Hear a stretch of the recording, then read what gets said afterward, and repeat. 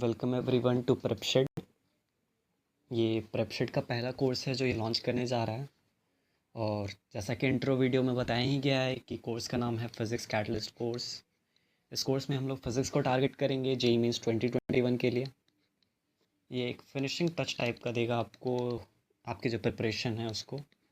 ठीक है, यहाँ पर हम लोगों ने क्वेश्चंस लिए हैं, क्वेश्चंस ऐसे जो हर इम्पॉर्टेंट कॉन्सेप्ट जो कि रेलेवेंट टू एग्ज़ाम है उसको कवर करवाने की कोशिश की गई है यहाँ पर। ठीक है, तो यहाँ पर कॉन्सेप्ट हम लोग जो सीखेंगे ना वो क्वेश्चंस के थ्रू सीखेंगे।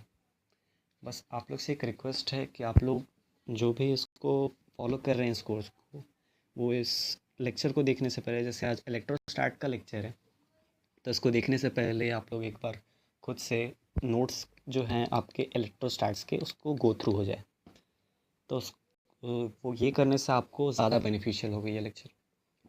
तो बस यही एक रिक्वेस्ट है। चलिए शुरू करते हैं। पहला सवाल जो है इस कोर्स का, two identical small charge spheres, ठीक है, suspended bye strings of equal length दिख रहा है। The strings make an angle of 30 degree with each other in air, air में 30 डिग्री। ठीक है, when suspended in a liquid of density 0.8 ग्राम पर centimetre cube. ठीक है, लिक्विड में डाल दिया गया। द एंगल रिमेन सेम, अभी भी एंगल सेम है। ठीक है, तो the density of the material of the sphere दिया हुआ है 1.6 ग्राम पर CC. The dielectric constant of the liquid बता दो। तो इस क्वेश्चन में कॉन्सेप्ट है, पहले इस कॉन्सेप्ट को डिस्कस कर लेते हैं, उसके बाद हम लोग बैक आएंगे इस क्वेश्चन पे।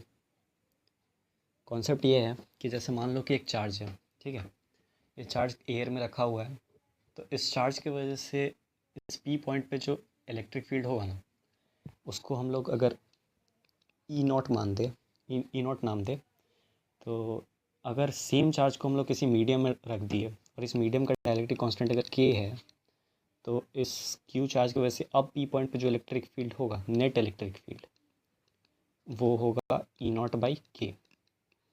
तो बस ये कॉन्सेप्ट है। मीडियम बदलने पे ना जो इलेक्ट्रिक फील्ड है वो 1/k टाइम्स हो जाता है। तो बस यही इस क्वेश्चन में काम आएगा। चलो बैक टू द क्वेश्चन। तो यहाँ पर फर्स्ट केस में जब सब एयर में है, ठीक है, तो एवरीबडी में हम लोग लिखते हैं यहाँ पर mg लगेगा, दोनों क्यू क्यू चार्ज है, ये क्यू, तो इसके वजह से यहाँ पर हम लोग इलेक्ट्रिक फील्ड ई नॉट मान लेते हैं। तो यहाँ पर फोर्स कितना लग जाएगा, क्यू ई नॉट। ठीक है, ये वाला एंगल अल्फ़ा है, तो ये जो ट्रायंगल बनेगा ना यहाँ पर, ये वाला ट्रायंगल, ये वाला एंगल अल्फ़ा दिया हुआ है। ठीक है, तो इसमें हम लोग टैन अल्फ़ा लिखने की कोशिश करेंगे। टैन अल्फ़ा का वैल्यू क्या आएगा, ये वाला जो है इसको शिफ्ट करके यहाँ ले जाएंगे तो ये परपेंडिकुलर के जैसे काम करेगा, तो Q E not divided by base है mg। ठीक है, तो टैन अल्फ़ा ये आ गया।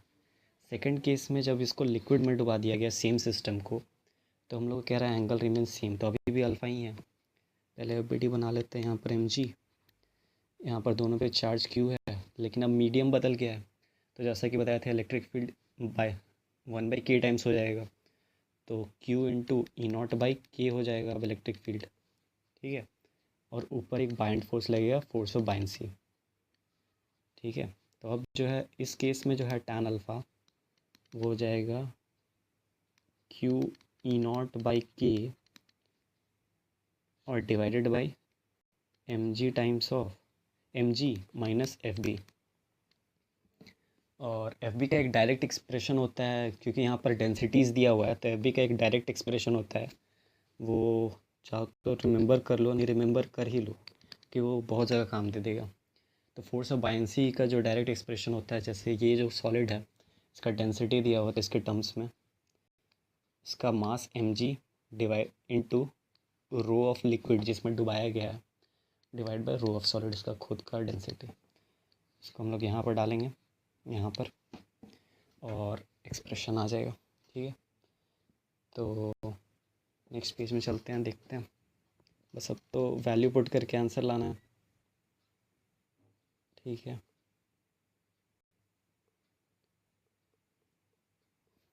तो फर्स्ट केस में जो था टैन अल्फ़ा वो था Q E divided by M G, और वो सेकंड केस का tan अल्फ़ा बराबर ही है, तो Q ई ई नॉट था दोनों जगह, तो ई नॉट कर दो, ई नॉट बाई के, और M G minus F B था, ठीक है। तो और एफ बी का एक्सप्रेशन हम लोग अभी ही देखे हैं, F B is equal to M G times of rho of liquid divide by rho of solid. तो इसको यहाँ पर पुट करेंगे, तो पहले तो क्यू ई से क्यू ई चला गया, यहाँ पर एफ बी में की जगह ये पुट करेंगे तो एम जी कॉमन आ जाएगा, तो M G is equal to, ऊपर वाला कट गया, नीचे वाला दोनों को इक्वेट कर रहे हैं, K times of M G minus 480 की जगह ये वाला एक्सप्रेशन रख रहे हैं, rho of liquid divide by rho of solid, ठीक है। तो एम जी चला गया, तो K is equal to 1/1 minus rho of liquid by rho of solid, और रो ऑफ लिक्विड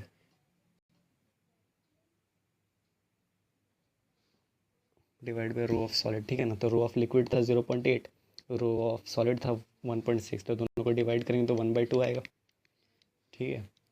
तो वहाँ पर खाली पुट कर देना है वैल्यू, 1 माइनस 1/2, तो 1 माइनस 1/2, नीचे वाला टर्म बचा 1/2, तो k is equal to 1/1/2 which is equal to 2। तो डाइलेक्ट्रिक कांस्टेंट जो आया उसका वैल्यू 2 आ गया। This is the answer for the first question, ठीक है। अब नेक्स्ट क्वेश्चन देखते हैं। नेक्स्ट क्वेश्चन में जैसा दिया हुआ है से ये वाला सवाल है, ठीक है। A charge Q is placed on the diagonal A P, ठीक है, of a cube eight a distance A P by 3, A P जितना है ए पी का 1/3 पे एक चार्ज क्यू को रखा गया है, ठीक है, from the point A point से, ठीक है। Then the sum of electric flux passing through the surface A B C D और पी क्यू आर एस। ये एक बहुत अच्छा सवाल है और बहुत अच्छा इसका सॉल्यूशन भी है, तो ध्यान से देखना, ठीक है। सिमेट्री से काफ़ी इसमें मदद सिमेट्री का लेंगे हम लोग, सिमेट्री से ही सब ये सवाल बनेगा, ठीक है। जैसा देखो यहाँ पर ये जो चार्ज यहाँ पर रखा हो गया है इसका डिस्टेंस पे ध्यान दो, ये जो ऊपर वाला फेस है ए बी सी डी, ठीक है, ये चार्ज का इस सरफेस से दूरी और ये चार्ज का नीचे वाले पी क्यू आर एस से दूरी दोनों बराबर नहीं है, ऑब्वियसली बराबर नहीं है। अब ध्यान दो, इस चार्ज का ए बी एस आर से दूरी और पी सी डी क्यू से दूरी ये भी ऑब्वियसली बराबर नहीं है, और दोनों सेम अनइक्वालिटी फॉलो कर रहा है। जितना पास ए बी सी डी से था ना पहले चार्ज, उतना पास अब ए बी एस आर से है। और वैसे ही तीसरा वाला जो हम लोग पेयर देखेंगे जो स्क्रीन के तरफ है और स्क्रीन के पीछे है, तो इसमें सिर्फ यही है ना सिमेट्री कि ये जो चार्ज है ना वो इस तरह से प्लेस किया गया है कि ये एक सरफेस के पास है और एक सरफेस के दूर है, और 3 पेयर बन रहा है इसका। तो जैसे जो पास वाला है ना उससे हम लोग इलेक्ट्रिक फ्लक्स एक्स मान लेते हैं, ठीक है, पास वाला से हम लोग इलेक्ट्रिक फ्लक्स एक्स मान लेते हैं, और दूर वाले से हम लोग इलेक्ट्रिक फ्लक्स वाई मान लेते हैं। जैसे ए बी सी डी है, इससे हम लोग जो इलेक्ट्रिक फ्लक्स पास हो रहा है उसको हम लोग एक्स मान लिए, और पी क्यू आर एस है जिससे इससे जो पास हो रहा है उसको हम लोग वाई मान लिए, और इस तरह का कितना पेयर बन रहा है, 3 पेयर बन रहा है, ये दोनों और एक स्क्रीन के आगे स्क्रीन के पीछे, तो 3 टाइम्स ऑफ एक्स हो जाएगा क्योंकि 3 पास वाला, और प्लस 3 टाइम्स ऑफ वाई हो जाएगा, ये नेट फ्लक्स आ जाएगा इज इक्वल टू, और नेट फ्लक्स क्या होता है, charge enclose upon epsilon not, charge enclose कितना है क्यू है, और डिवाइड बाई एप्सिलॉन नॉट, तो 3 कॉमन लेके X plus Y is equal to Q upon 3 epsilon not, X plus Y is equal to मतलब एक्स प्लस वाई पास वाले plus दूर वाले फ्लक्स का सम जो है वो क्यू अपॉन 3 एप्सिलॉन नॉट है। अब सवाल क्या पूछा था, ए बी सी डी और पी क्यू आर एस का फ्लक्स बताओ, टोटल फ्लक्स। तो ए बी सी डी जो है वो इस चार्ज के पास है, और पी क्यू आर एस जो है वो इस चार्ज के दूर है, तो इन दोनों का सम क्या आया, क्यू अपॉन 3 एप्सिलॉन नॉट। तो ये हो गया हमारा आंसर। काफ़ी बढ़िया क्वेश्चन है, ध्यान में रखना। चलो नेक्स्ट क्वेश्चन देखते हैं, नेक्स्ट क्वेश्चन क्या कह रहा है। Next question, a simple pendulum having a bob of mass m and a charge plus q and length l it is placed in downward electric field, ठीक है, डाउनवर्ड इलेक्ट्रिक फील्ड है, in which of the following are correct, the time period of the oscillation is equal to 2π√L/g, मतलब time period पे comment करने कह रहा है, time period is less than है, ग्रेटर देन है, it will not perform SHM क्या है, ठीक है। तो फिर इस क्वेश्चन को बनाने के लिए एक बेसिक 11th क्लास में जो हम लोग पढ़े थे कि टाइम पीरियड का वैल्यू क्या होता है, time period is equal to 2π√L/g होता है, और वो तब होता है जब सिर्फ ग्रेविटी काम कर रहा होता है। जब कोई एक्सटर्नल फोर्सेस काम कर रहा होता है तो फिर टाइम पीरियड का एक्सप्रेशन थोड़ा मॉडिफाई हो जाता है, और उसको T' अगर हम लोग नाम दें तो हो जाएगा 2π√L/g इफेक्टिव, यहाँ पर एक्सेलरेशन इफेक्टिव भी लिख सकते हैं, ठीक है। तो ये G इफेक्टिव तब होता है जब कोई एक्सटर्नल फोर्सेस काम कर रहा है, और यहाँ पर इस केस में एक्सटर्नल फोर्स काम कर रहा है, ये इलेक्ट्रिक फील्ड है और ये चार्ज मास है, ठीक है। तो इसकी वजह से नीचे डायरेक्शन में QE फोर्स एक्सटर्नल लगेगा, तो इसकी वजह से G इफेक्टिव का अगर हम लोग वैल्यू निकालना चाहें तो G इफेक्टिव में हम लोग लिख सकते हैं ये ग्रेविटी जो नीचे काम करता है प्लस ये QE जो फोर्स लगा है उसको अगर हम लोग मास से डिवाइड कर दें तो फोर्स बाय मास एक्सलरेशन दे देगा, तो ये QE/m एक्स्ट्रा जो एक्सलरेशन आया वो इलेक्ट्रिक फील्ड की वजह से आया, ठीक है। तो हम लोग को बस इसी में रिलेशन फाइंड करना है, T और T' में से कौन बड़ा है कौन छोटा है। तो ऑब्वियसली हम लोग को यहाँ पर देख के पता चल रहा है, पेन चेंज कर लेते हैं, यहाँ पर देख के पता चल रहा है कि T' में जो है ना G इफेक्टिव का जो टर्म आ रहा है वो ग्रेटर देन G है, यहाँ पर G है और ये G से बड़ा है G इफेक्टिव, तो इस वाले केस में ये डिनोमिनेटर बड़ा हो गया, डिनोमिनेटर बड़ा हो गया तो ये ओवरऑल जो टर्म है ये छोटा हो जाएगा, तो T' is less than T हो जाएगा, समझे ना, क्योंकि G इफेक्टिव बड़ा हो गया, डिनोमिनेटर बड़ा हो गया, तो ये ओवरऑल टर्म को ये छोटा कर दिया, और इसको हम लोग को इससे कंपेयर करने बोला है, तो T' is less than T, तो time period of the oscillation is less than 2π√L/g, बस इतना सही था इसमें। सब ये एक्सटर्नल जो इलेक्ट्रिक फील्ड लगा दिया गया ना उसी की वजह से आया, तो आंसर इसका B है।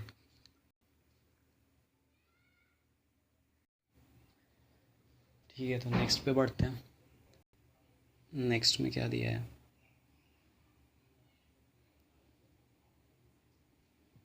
A semi infinite wire with charge density λ1, ठीक है, सेमी इन्फिनिट वायर है, चार्ज डेंसिटी λ1 दिया हुआ है, is placed along the axis if of uniformly charge ring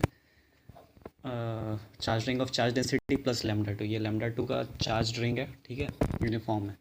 the force exerted on the wire due to ring, उस wire पे कितना force लग रहा है ड्यू टू रिंग वो निकालना है, ठीक है।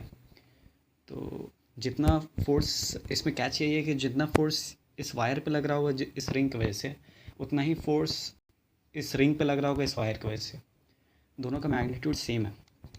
तो बस हम लोग इस रिंग पे जो फोर्स लग रहा है ना वो निकाल देते हैं, और वही होगा उसका सेम आंसर उसका भी होगा, ठीक है।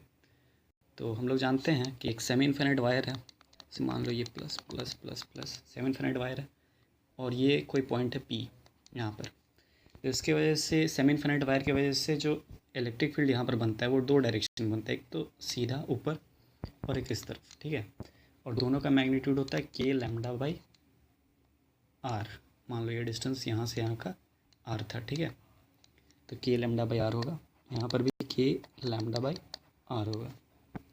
तो उसी रिलेशन पे यहाँ पर हम लोग उसी रिलेशन से यहाँ पर भी हम लोग देखेंगे, ये जो सेमी इन्फिनिट वायर है इसकी वजह से यहाँ पर एक तो इस डायरेक्शन में आएगा इलेक्ट्रिक फील्ड और एक इस डायरेक्शन में आएगा इलेक्ट्रिक फील्ड, और इलेक्ट्रिक फील्ड है और ये रिंग चार्ज है, तो फोर्स आएगा Q × E।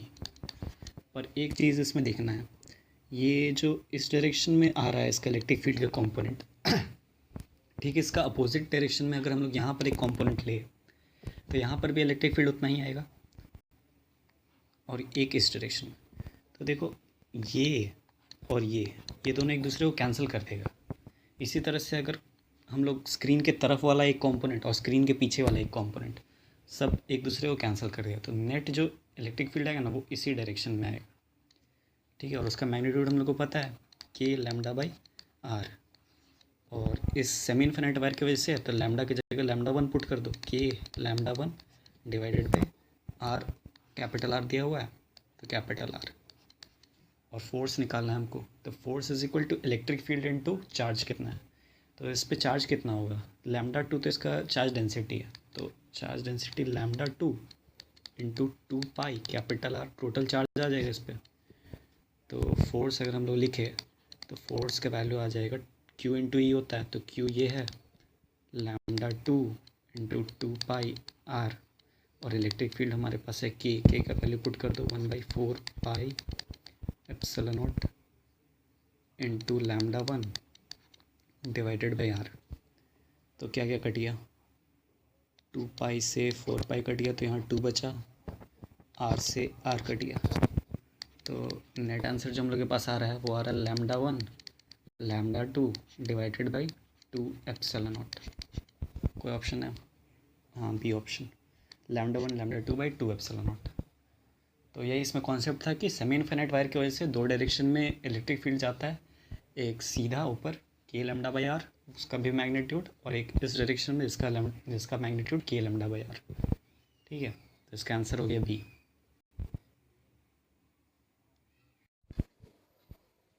चलो नेक्स्ट क्वेश्चन की तरफ बढ़ते हैं।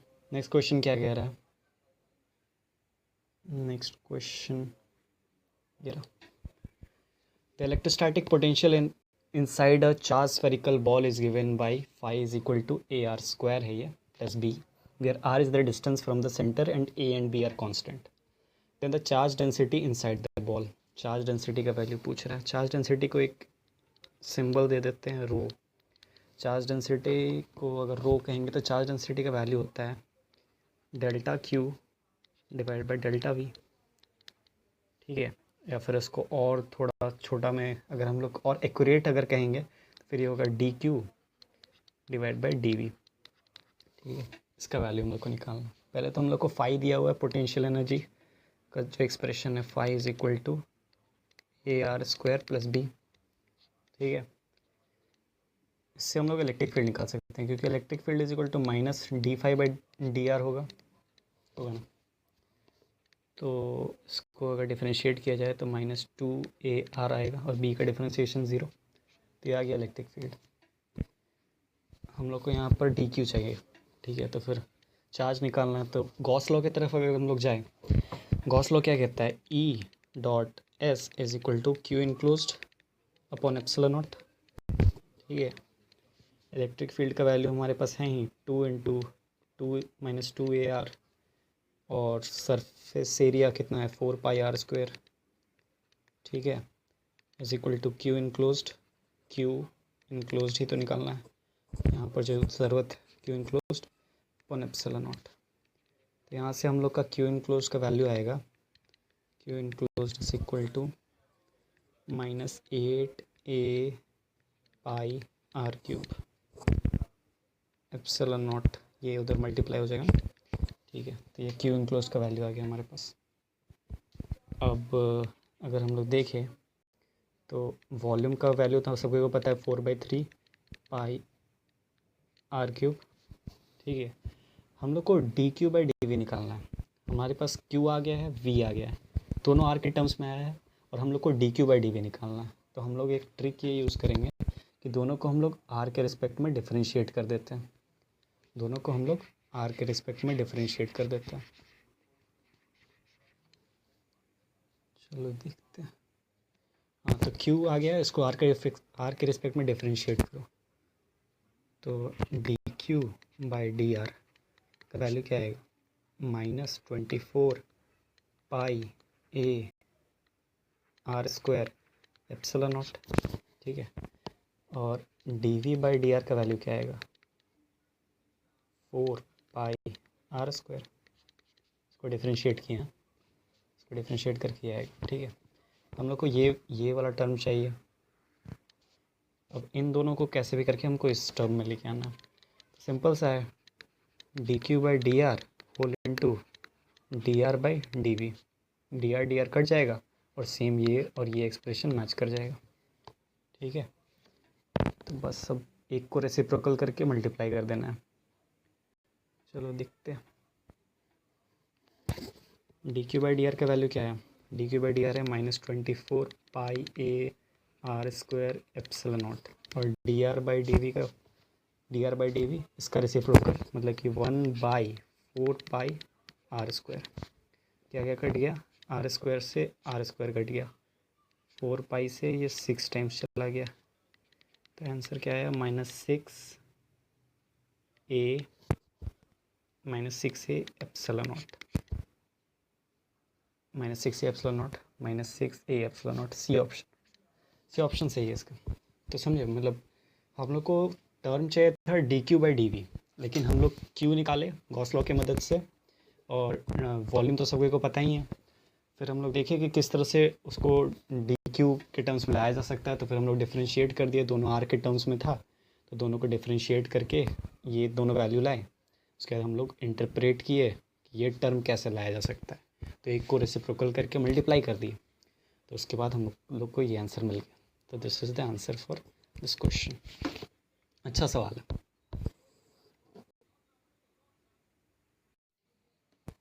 अब आगे बढ़ते हैं, अगला सवाल क्या कह रहा है देखते हैं। अगला सवाल, पॉइंट चार्ज इरेजर है, पेंसिल, हाँ ठीक है। A point charge q is located on the axis of a disk of radius r at a distance a from the plane of the disk, ठीक है, at a distance a from the plane of the disk. If 1/4 of the flux from the charge passes through the disk, the relation between a और r बता दो। अच्छा, दिया हुआ relation a is equal to x times of r, find x, ठीक है। Catch वाला line ये है, 1/4 of the flux from the charge passes through the disk, मतलब जितना भी इससे क्यू चार्ज से जितना भी लाइंस निकल रहा है ना, वो 100% लाइंस इस डिस्क तक नहीं जा रहा है, ऑब्वियसली नहीं जा रहा है, क्योंकि देखो कुछ लाइंस इस तरफ जा रहा है, कुछ लाइंस इस तरफ जा रहा है, तो एक पोर्शन ही उस डिस्क को पियर्स कर पा रहा है, और वो पोर्शन इस डिस्क को पियर्स करके कितना पार्ट ऑफ फ्लक्स उसमें अब्जॉर्ब करवा पा रहा है, 1/4 ही सिर्फ हो पाया, ठीक है। तो अब हम लोग से पूछ रहा है कि ए और आर में रिलेशन बता दो, ठीक है। जैसा कि हम लोग जानते हैं, इस सवाल को सॉल्व करने का एक आसान सा मेथड है, लेकिन उसके लिए कॉन्सेप्ट डिस्कस करना होगा। चलो पहले वो पढ़ते हैं, सॉलिड एंगल वाला कॉन्सेप्ट। सॉलिड एंगल, वो जिसको आता है उसके लिए सवाल 2 मिनट का भी नहीं है, ठीक है। अब सॉलिड एंगल में ये एक 3D एंगल है, ठीक है। इसका डेफिनेशन पहले हम लोग देख लेते हैं, इसका डेफिनेशन पहले सॉलिड एंगल देखते हैं। It's a 3D angle enclosed bye A conical surface at its vertex. जैसे कोई सा भी कोनिकल सरफेस होगा ना, कोई सा भी कोनिकल सरफेस, जैसे यहाँ देखो, ठीक है, ऊपर क्या लिखा है उस सब पे अभी ध्यान मत दो, ये वाला फिगर देखो, ये कोन टाइप का है, ठीक है। तो ये कोन जैसे बॉडी कैप होता है उस टाइप का है, ठीक है। यहाँ पर ये जो वर्टेक्स पे ये होल जो 3D एंगल बन रहा है ना, ये पूरा 3D एंगल, यहाँ से यहाँ तक ये पूरा जो 3D एंगल बन रहा है, इसको सॉलिड एंगल कहते हैं, और उसको हम लोग डिनोट करते हैं ओमेगा से, और इसका यूनिट है स्टेरेडियन, ठीक है, यूनिट है स्टेरेडियन। अब जितना भी सवाल हम लोग को आता है ना, उस सबको को ईजी बनाने के लिए सॉलिड एंगल का कॉन्सेप्ट लाया गया, ठीक है। तो सॉलिड एंगल का कॉन्सेप्ट सवाल में तो डायरेक्ट नहीं लगा सकते अगर आपको रिलेशन नहीं मालूम हो। सॉलिड एंगल और half angle most of the times use होता है। सॉलिड एंगल और हाफ एंगल में क्या रिलेशन है, हाफ एंगल इसको कहते हैं, जैसे ये डिस्क टाइप का मान लो इसको, ठीक है, और इस पॉइंट से इसका हायर सरकमफेरेंस को टच करवाए, और इसका जो स्ट्रेट लाइन जो इसका सेंटर पे जा रहा है, इन दोनों के बीच जो एंगल खुल रहा है ना, ये जो थीटा है, वो ये वाला एंगल है, ठीक है।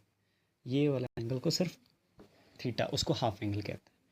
तो यहाँ पर वही बताया गया, relation between solid angle and half angle, और वो रिलेशन है pi is equal to 2 pi times, pi is equal to 2 pi, omega is equal to 2 pi times 1 minus cos theta. ये रिलेशन बहुत इंपॉर्टेंट है, वेरी इंपॉर्टेंट, ठीक है। अब इसी की मदद से हम लोग सवाल सॉल्व करेंगे, लेकिन इसके अलावा भी आप लोग को और कुछ पता होना चाहिए इसके बारे में, जिसे हम बताते हैं। यहाँ देखो, ये मान लो एक चार्ज Q है, इससे जो फ्लक्स निकलता है ना चारों तरफ, ठीक है, और अगर हम लोग एक सर्कुलर गॉसियन सरफेस ले लें, तो इस फ्लक्स फाई का वैल्यू क्यू अपन एप्सिलॉन नॉट होता है, जैसा सब लोग जानते हैं। अब इस क्यू अपन एप्सिलॉन नॉट को हम लोग डिफाइन किए हैं कि ये 4 पाई स्टेरेडियन में बटा हुआ है। बस इतना दिमाग में रखना है कि ये 4 पाई स्टेरेडियन में बटा हुआ है। ये टोटल जो सर्कुलर सरफेस है ये 4 पाई स्टेरेडियन सबटेंड करता है, ठीक है। तो इससे हम लोग क्या निकाल सकते हैं, 1 स्टेरेडियन में कितना होगा, Q upon 4 pi epsilon not, ठीक है। तो और एक रिलेशन हम लोग पिछले पेज में जो पढ़े थे कि 1 steradian is equal to 2 pi times of 1 minus cos theta, half angle और सॉलिड एंगल का रिलेशन, ठीक है। जब 1 स्टेरेडियन में इतना है तो हम लोग यहाँ से स्टेरेडियन और हाफ एंगल का रिलेशन को यहाँ पर पुट कर देंगे और इससे हम लोग को फ्लक्स में रिलेशन आसानी से आ जाता है, ठीक है। तो उसी का हम लोग यहाँ पर सवाल में यूज़ करेंगे। सवाल देखते हैं, सवाल क्या है, ये रहा, ठीक है। तो यहाँ पर हम लोग को कह रहा है कि ये जो एंगल सबटेंड कर रहा है ना, पहले तो ये वाला जो लेंथ है यहाँ से यहाँ तक का, ये वाला लेंथ कितना होगा, वो वाला लेंथ होगा under root of A square plus R square, होगा ना। और ये वाला जो एंगल है इसको हाफ एंगल कहेंगे, इसको थीटा नाम दे दो, तो थीटा वो वाला एंगल है। तो कॉस थीटा का वैल्यू क्या होगा, cos theta is equal to A upon under root of A square plus R square, ठीक है। तो यहाँ पर कितना सॉलिड एंगल बना है, मतलब ये वाला जो पूरा सरफेस है ना, जैसे इसको भी यहाँ से मिला दे हम लोग, हाफ एंगल और सॉलिड एंगल का जो रिलेशन पढ़े थे उससे अब हम लोग निकाल रहे हैं कि कितना सॉलिड एंगल बना रहा है। तो सॉलिड एंगल कितना बनाएगा, solid angle is equal to 2 pi times 1 minus cos theta, ठीक है। तो अब यहाँ पर देखते हैं, solid angle is equal to 2 pi times of 1 minus cos theta की जगह A upon under root of A square plus R square, ठीक है। ये इतना सॉलिड एंगल है। तो इधर से फ्लक्स कितना पास होगा, फ्लक्स मिटाना होगा, जगह नहीं है इधर, फ्लक्स फ्लक्स,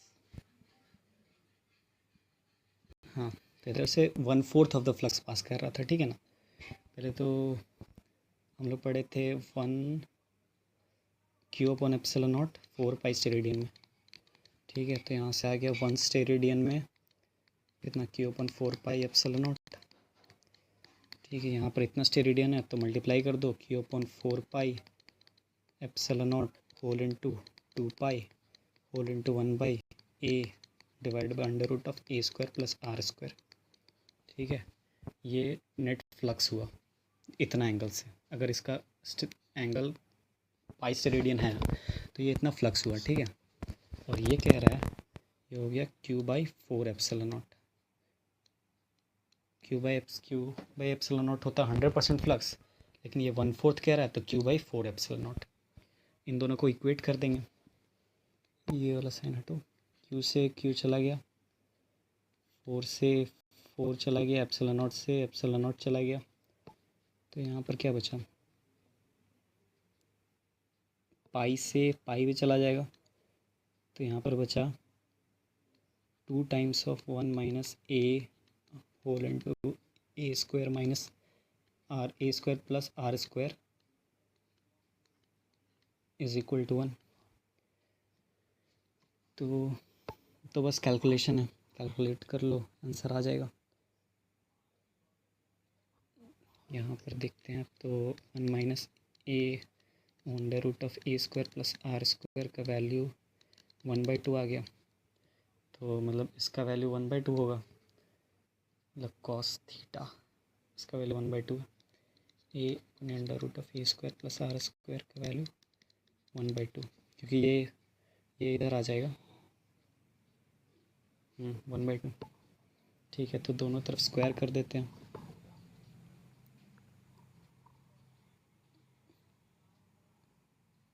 दोनों तरफ स्क्वायर कर देते हैं, आंसर आ जाएगा।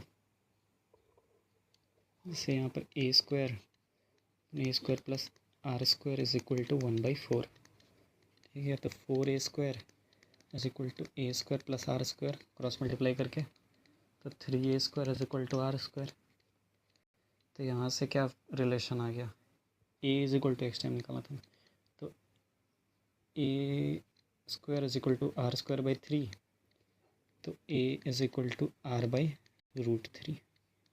ठीक है, तो एक्स का वैल्यू 1/√3, तो सी ऑप्शन इसका सही है, सी इज़ करेक्ट आंसर। ठीक है, तो एक बार रिकैप कर लेते हैं क्या क्या पढ़े थे हम लोग। एक रिलेशन पढ़े सॉलिड एंगल और हाफ एंगल में, वो रिलेशन था ये वाला, जो मोस्ट इंपॉर्टेंट रिलेशन है ये याद रखना कि solid angle is equal to 2 pi times of 1 - cos theta. और एक हम लोग अगर कभी भूल जाओ तो वो वाला एक याद ही रखना कि Q/ε0 जो होता है ना, वो 4 पाई स्टेरेडियन में होता है, 4 पाई स्टेरेडियन में होता है। तो यहाँ से आराम से तुम लोग 4 पाई से डिवाइड करके 1 स्टेरेडियन का निकाल लोगे, उसके बाद तो आराम से हो ही जाएगा। तो ये एक अच्छा सा कॉन्सेप्ट है, काफ़ी जगह काम आता है। ठीक है, ठीक है, चलो नेक्स्ट क्वेश्चन देखते हैं। नेक्स्ट क्वेश्चन क्या कह रहा है,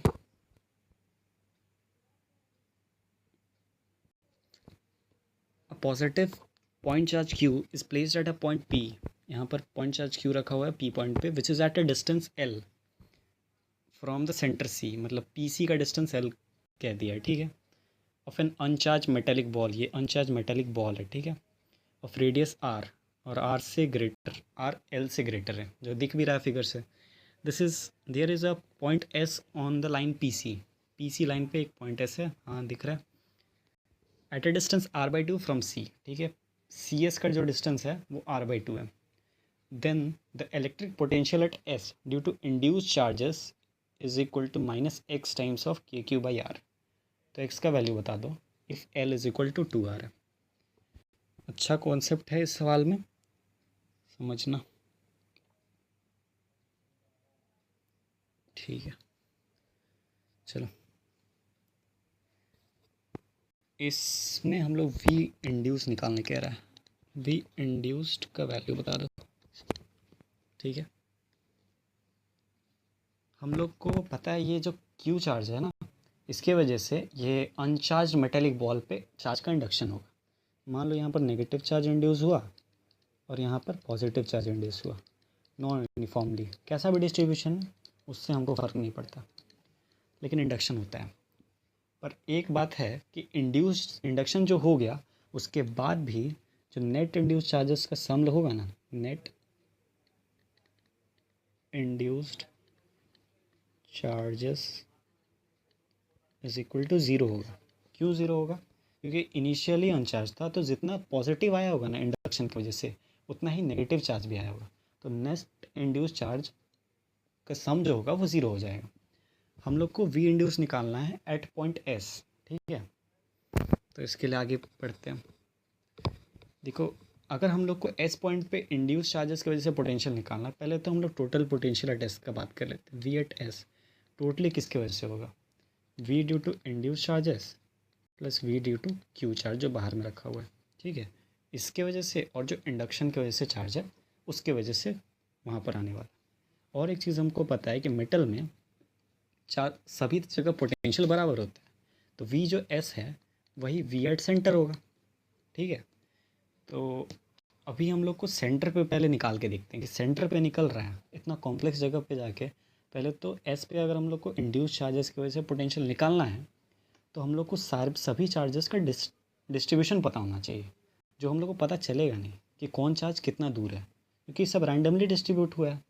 तो हम लोग एक आसान सा जगह पे जाते हैं, सेंटर पे जाते हैं। तो सेंटर पे गए, तो सेंटर पे भी सेम लॉजिक फॉलो होगा, V due to induced plus V due to Q। लेकिन यहाँ पर एक कैच है, जैसे देखो, इंड्यूस चार्जेस अगर मान लो कि x है पॉजिटिव और -x है नेगेटिव।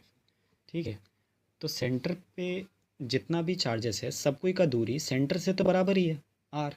तो अगर हम लोग सेंटर पे इंड्यूस चार्जेस का पोटेंशियल लिखने का कोशिश करें, तो k जो पॉजिटिव चार्ज है उसको x मान लिया, kx/r, और plus minus times of k -x/r, इन दोनों का सम मिला के 0 हो गया। मतलब सेंटर पे एक कैच पता चला कि इंड्यूस चार्जेस की वजह से सेंटर पे कोई पोटेंशियल ही नहीं बन रहा है, तो सेंटर पे पोटेंशियल बनेगा सिर्फ Q की वजह से, और उसका वैल्यू होगा KQ यही स्मॉल क्यू, इसको कैपिटल क्यू कर लो, के क्यू, और इसके बीच का डिस्टेंस 2r। ठीक है, तो यहाँ तक हम लोग पहुँच गए। मतलब वी एट एस जो होने वाला है वो टोटल जो पोटेंशियल होगा एस पे वो के क्यू बाई 2r के बराबर आने वाला है, क्योंकि मेटल है, सब में बराबर पोटेंशियल होता है। ठीक है, इतना तक पहुँच गए। लेकिन एस जो पॉइंट है वो सेंटर के जैसा शरीफ नहीं है कि इसमें चारों तरफ का इंड्यूस चार्ज का पोटेंशियल कट के ज़ीरो बन जाए। यहाँ पर इंड्यूस चार्ज की वजह से पोटेंशियल आ रहा है। ठीक है, तो वो निकालना है हम लोग को यहाँ पर। तो V induced plus V Q is equal to K Q by 2r। हम लोग यहाँ तक आ गए हैं। वी इंड्यूस हम लोग को निकालना है, वी एट क्यू हम लोग को आ जाएगा, क्योंकि हम लोग को पी एस का डिस्टेंस ही तो नहीं पता है, बाकी क्यू चार्ज है।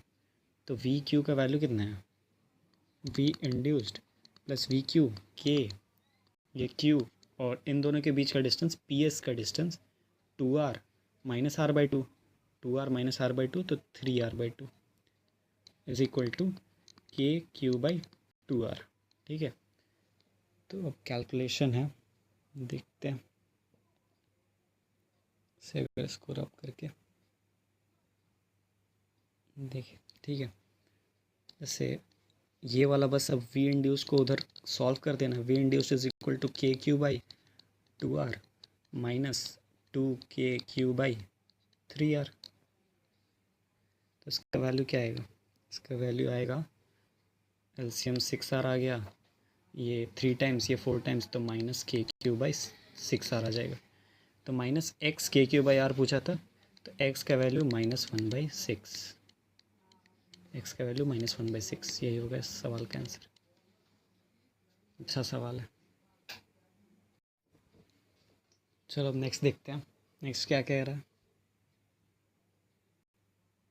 नेक्स्ट सवाल ये रहा, the spherical shell of radius 1.5 centimetre, ठीक है, has a charge q is equal to 20 microcoulomb uniformly distributed over it. The force exerted by one half over the other half, एक half दूसरे पे कितना फोर्स लगा रहा है।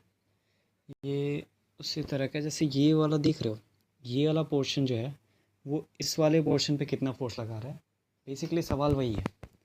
ठीक है, तो ये इलेक्ट्रोस्टैटिक प्रेशर से सॉल्व होगा। प्रेशर से, pressure electrostatic pressure due to charged sheet, जैसे ये एक सर्कुलर शीट टाइप का है ना, और ये भी एक सर्कुलर शीट टाइप का है। ये हॉलो है, लेकिन ये जो सर्कुलर शीट टाइप का जो इधर बना है, ये जो लाइनिंग है और ये जो लाइनिंग है, तो उसके वजह से कितना प्रेशर डेवलप होता है उसका एक्सप्रेशन लोग जानते हैं। Pressure is equal to sigma square by 2 epsilon naught होता है। ठीक है, ये याद रख लेना, बस इसी से हम लोग ये वाला सवाल सॉल्व करेंगे। और यहाँ पर क्या है, कहा गया है कि यहाँ पर चार्ज दिया गया है, और ये सिग्मा क्या होता है, चार्ज डेंसिटी होता है। देखो इन दोनों में एक रिलेशन होता है कि क्यू जो नेट चार्ज होता है वो होता है sigma times of 4 pi R square, अगर इसका रेडियस आर मान ले। ठीक है ना, इसका रेडियस अगर हम लोग आर मान ले तो ये sigma is equal to Q upon 4 pi R square. तो इस सिग्मा को यहाँ पर पुट करते हैं इससे रिलेशन लाके, तो प्रेशर का वैल्यू आ जाएगा Q square upon 32 pi square R का पावर 4 एप्सिलॉन नॉट। ये हमारे पास रिलेशन आ जाएगा प्रेशर का। हम लोग को फोर्स निकालने बोला है, तो फोर्स इज इक्वल टू क्या होता है, प्रेशर इनटू एरिया। तो इसको वैल्यू पुट करते हैं, प्रेशर का value Q square whole upon 32 pi square R का power 4 epsilon not into pi R square. ठीक है, तो इसका तो बस वैल्यू ही पुट करना रहेगा ना।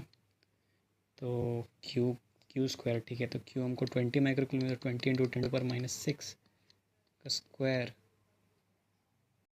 ये पाई स्क्वायर, एक पाई चला गया, आर का पावर 4, यहाँ पर आर स्क्वायर बच जाएगा, नीचे में आर स्क्वायर बच जाएगा। ठीक है, चलो नीचे में यहाँ पर 32 है, 32 बचा हुआ है, पाई बचा हुआ है, एक पाई बचा हुआ था, तो 3.14। अब एप्सिलॉन नॉट का वैल्यू कितना होता है, 8.85 इंटू 10⁻⁻12। ठीक है, और रेडियस कितना दिया हुआ है, रेडियस 1.5 सेंटीमीटर दिया हुआ है। 1.5 मतलब कि 1.5 इंटू 10⁻², मीटर और रेडियस का स्क्वायर नीचे में बचा हुआ था तो उसका स्क्वायर। तो जब इसको सॉल्व करेंगे ना तो एट लास्ट हमारे पास वैल्यू आ जाएगा 2000 Newton. This is the final answer. ठीक है, तो इसमें से बी ऑप्शन सही हो जाएगा, इसका आंसर बी सही है।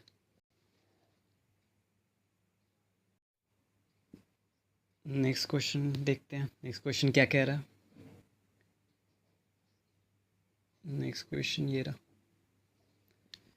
a charged ball B hangs from a silk thread S which makes an angle theta with a large charged conducting sheet P as shown in the given figure। ठीक है, ये sheet है, इससे एक ball लटका हुआ है, थ्रू एस नाम का थ्रेड है उससे लटका हुआ है और इस पे चार्ज क्यू है बॉल पे, और ये सिग्मा है इसका चार्ज डेंसिटी जो शीट है उसका। The surface charge density sigma of the sheet is proportional to tan theta cot theta sine theta cos theta, किसके प्रोपोर्शनल है बताओ।